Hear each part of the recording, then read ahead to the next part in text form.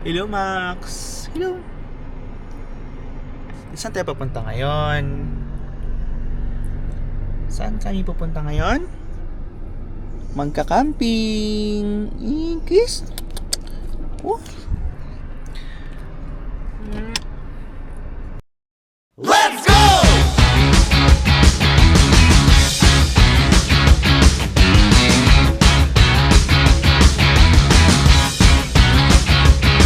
Let's go!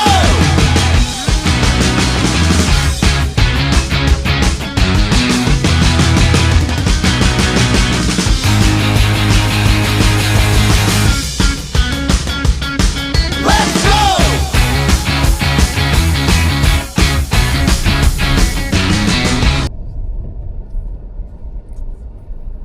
Okay, I think this is it. This way to Gulod. I have no idea what's Gulod is, but uy, may Shopee din dito. Sure.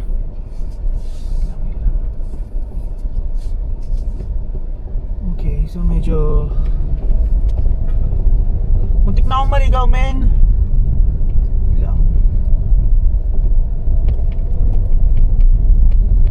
Sana hindi ito masyadong Make a slight right toward Barangay Sitio Ibacao Liban Road, then turn left onto Barangay Sitio Ibacao Liban Road. Hada Barangay? Anong barangay?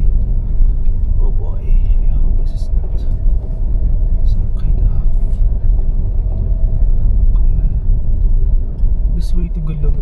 Oo.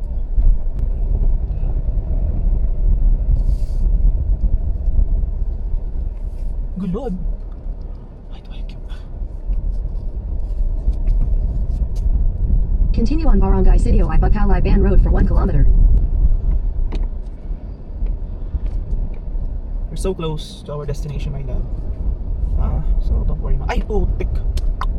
Oh! Sana talaga walang putik doon.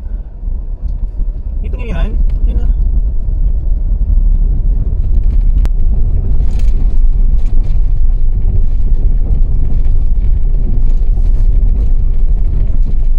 Grabe. Ito pinagagawa ko. Saan ako nakaabot? In 200 meters, your destination will be on the left. Talaga lang ha.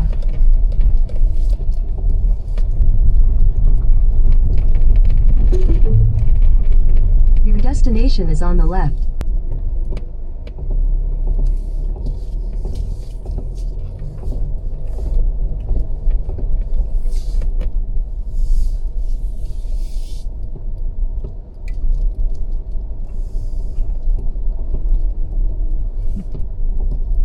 See. Oh.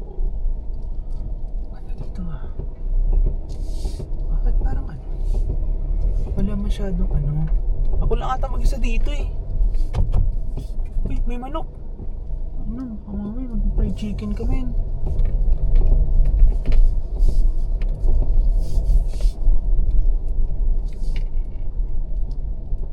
Wow. Hello. Ayun. Nagbalak ako mag-camping overnight at dumating na ako sa bahay. Dumating na ako sa campsite. Surprisingly, ako lang pala mag-isa. Wala akong ibang kasama. Wala akong ibang kasama. As in, look. Wala. GG. What? Grabe. At dito walang kuryente. So, wala talaga. Tapos walang sumalubong sa akin dito kanina pagpasok namin. Kasi kasama ko si Max, yung baby gopher. And hindi pa siya nilalabas kasi magsa-setup pa ako. Hindi ko alam saan ako mag-setup kasi basa pa. The same, hindi ko alam kung itutuloy ko kasi talaga promise. Iniisip ko pa yung mamayang gabi na ako lang mag-isa na walang kuryente. Diba? Shit. Hi guys! Tour ko kayo kung saan ako magka-camp today. Tonight. So ayun na nga. Nasa tuktok po tayo ng bundok tonight. Tonight because 6 PM na po kasi. So tingnan nyo yung view ko. Wait lang. Change ko lang yung anak para mas ma-appreciate nyo yung gusto ko ipakita. May sea clouds. 6 PM pero maliwanag pa dito. Diba ang perfect? Tingnan nyo. Ganda diba? Wow. Perfect. Sayang wala akong drone no. Hindi ko pa afford eh. Pero ang ganda. Ganda diba? Anyways. Grabe yung ambon. So nasa tuktok po ako literal ng bundok. As in. At yun nga, sabi ko nga, first time ko mag-camp. So surprise tayo dun sa part na tayo lang pala mag-isa magka-camping ngayon. Yun si Max. So ngayon, itutur ko kayo sa aking pagtutuluyan ngayong gabi kasi even though meron tayong sariling tent na dala, I'm scared. Takot ako maglatag. At the same time, basa kasi talaga siya. Basa natatakot ako maglatag kasi baka mamaya, ano mo na. We don't know, so might as well doon tayo sa safe. So I decided na mag-car camping, literal. So kami ni Max, okay, is that allowed? So, maambon ngayon, para lumalakas yung ambon. Tutur ko sana kayo sa titirahan namin ni Max eh. So, we decided na stay na lang sa loob ng bahay. So, paano ba? Pakita ko sa inyo guys, nasa Max. Halika Max, halika na, papasok na tayo. At lumalakas ulan. So, ito guys. Ayan. So, ito yung titira namin ni Max for tonight. Diba? Wala kuryente dito, so nagdala ako ng dalawang tig 20 na milliampere na power bank. So, hopefully masurvive kung buong gabi na yun lang electric pan. So, ito sa bahay talaga yun. Tapos, ayan. Dalawa, dito yung sa car. Then, dito ako, dun si Max. Then, ayun lang. Tapos, ito yung net. So, hindi naman kami masusupport dito kasi ito naman, ano naman tayo. Parang, kahit open yung windows. So, may hangin pa rin nakapasok. Hindi kami tulog. Yun lang. At least nakalock kami sa loob. Ilalak namin yan. Walang lamok. Actually, marami nang mga lumilipad na fireflies. At lumalakas ang ambon. Literal. So, ito close na natin. At mababasa ako talaga nito. Ayun, nakikipagabalan pa siya. Walang yan. So, ayun. Pasok na kami guys. Mamaya lang ulit. Wait lang. Max, pasok tayo Max. Yan. 6 PM. Narinig niyo ba yun?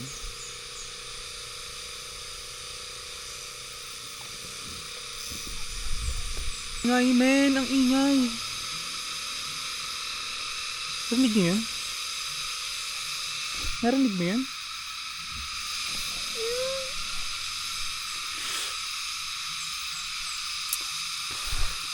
Lord. Kain na ako. Sige na, papasok na ako. Gabi na, wait lang. Hello. So ano bang tawag sa tour na to? Tent tour. Hindi naman kasi kami nakatent eh. Anyway, tour ko lang kayo saan kami magsistay ngayong gabi ni Max. So nag-decide nga kami na hindi lang namin ni Max gamit yung tent. So instead, dito na kami sa loob ng car. So nag-set up kami ng mini bed kung saan ako mag-sleep later. Then dito si Max sa driver seat. Kasi mas malik siya eh. And then, ay ang ilaw natin. Di ba? Yan. Lamig sobra actually. Umuulan ngayon. Nag-moist na yung windshield natin. Oh. Wala kang makikita sa labas actually. Sobrang dilim talaga. Yung mga electric fan natin. Ito di battery ito. Ilaw din talaga. Diba? Pero sinasave natin kasi baka may mapundin dalawa. And then, dinner time. Since baguhang camper pa lang tayo, wala pa tayo masyadong gamit. So, ang sweet ng partner natin kasi pinagluto tayo na babawin natin. Tocino at saka longganisa and rice. Meron pa tayo dito ano yun. Banana, saging. Then kapag gusto natin ng chichirya, meron din tayong chichirya. Okay. Akala mo kung linggo mawawala yun, no? Isang gabi lang naman mawawala pero daming dala. Di ba Max? Yun. So, meron tayong libangan. So, manonood habang in-enjoy yung weather and nature. So, isa sa mga bucket list ko actually yung ulan, tapos nasa loob ka ng car, tapos taas ka ng bundok. Ibang perfect. So, unlock, check na. So, thank you Lord. Kasi safe ako nakarating nasa taas ako, literal ng bundok guys. Kanina super ingay ng cricket. Kaya, nagkulong na lang kami sa loob ng car. Narinig niyo ba yun? Di ba ang lakas ng ulan? But anyway, kakain na ako. Pakita ko sa inyo yung ulam ko. Ay. Tada! O, di ba? Kami Max yan. So, kakain na kami. Kasi, later, magpupuwet tayo man yun.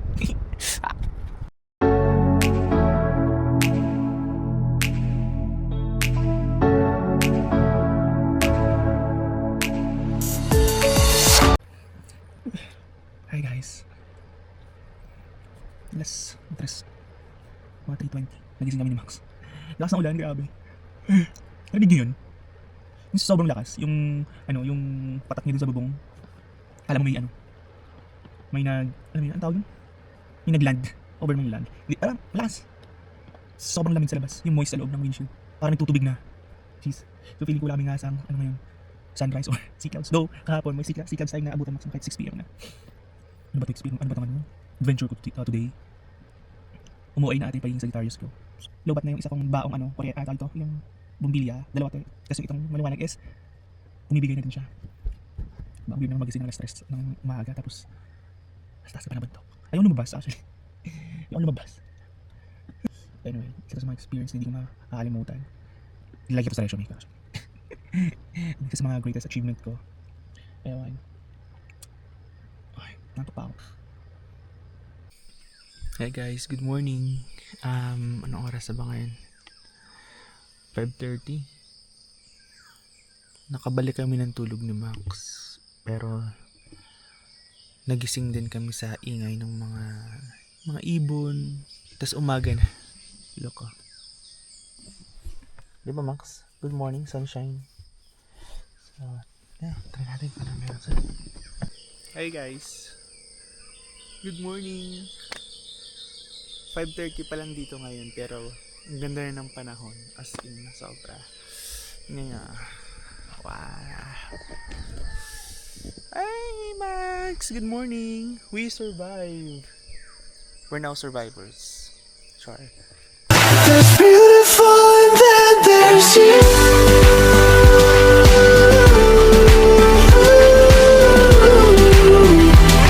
There's beautiful and then there's you.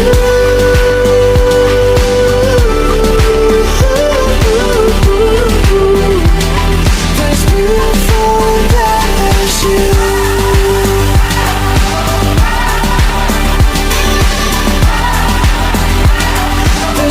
There's beautiful and then there's you.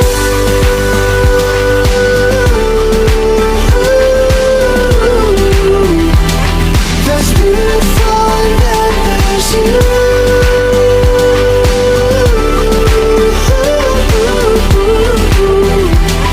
There's beautiful and then there's you.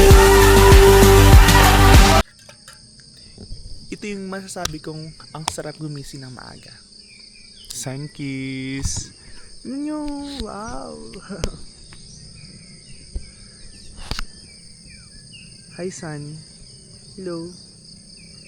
Wow. Kanina, sobrang fog to. Pero ngayon, grabe.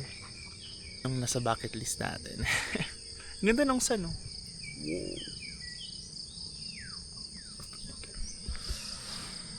Wow. Hello guys. Dumilim bigla. Nawala si Haring Araw. Patay tayo dyan. Mukhang uulan na naman talaga. Tingnan mo. Diba? Ganda. Kakape muna tayo. So, ang ating breakfast is coffee, syempre.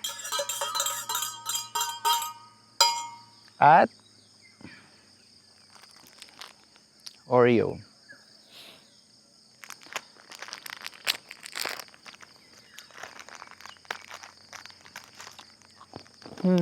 Hop.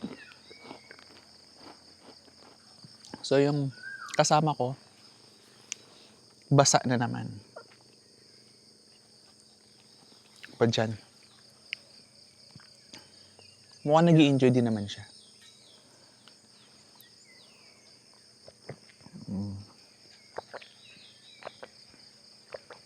Sarap ng ganito.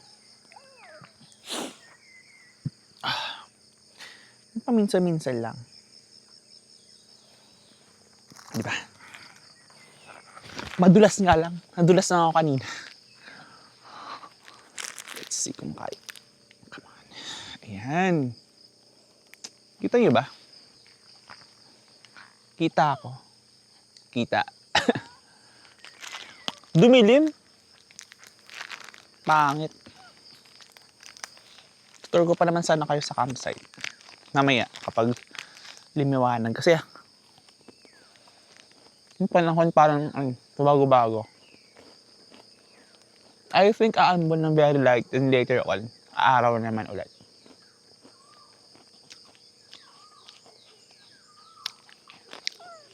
Gutom ka na? Tsura mo, dugit mo.